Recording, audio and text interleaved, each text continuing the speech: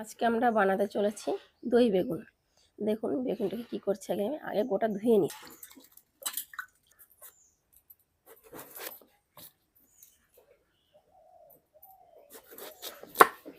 বেগুনের সাথে কয়েকটা ভেন্ডি দিচ্ছি, একসাথে বানাবো তাই খাবো না। আমি এখন আর ভেন্ডিগুলো একসাথে দিয়ে দিলাম।